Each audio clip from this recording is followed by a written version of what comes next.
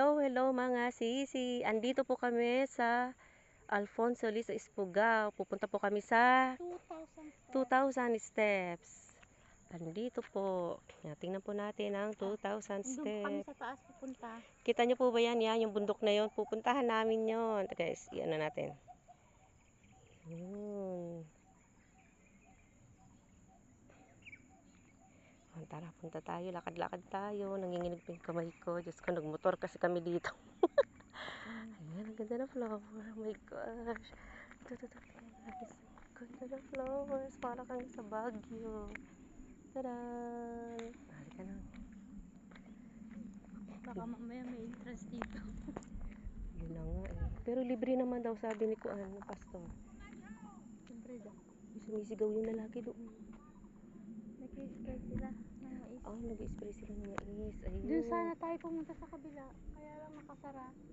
Eh, dito na lang tayo. Kahit hanggang bungad lang tayo doon. Makikita mo naman, pag-aakit ka pa sa taas, baka mahirapan ka. Oo nga eh. Hanggang saan na lang tayo? Sa kabila, dito. Sige. Hanggang dyan lang tayo, sa baba. Sige. Sa GS Garden. Oo, dyan na lang tayo. Ayun, bababa po Tapos kami. mag-tiktok tayo.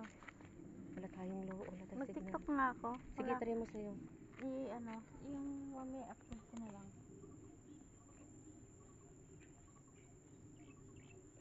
Marunong ka ba sumayaw? Ayan, ang 2,000 step po dito. Tourist spot nila dito. Ayun, kung naakyat nyo yun. Maganda po doon sa taas, tanawin. Ayan, bababa po kami. Tada, bababa kami. Hindi namin alam kung may entrance dito. Sinamantala namin, makulimlim.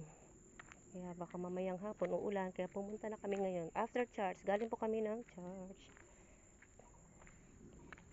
Tingnan po natin ang kapaligiran. Yeah, ayun, sa taas. Yung kumari ko.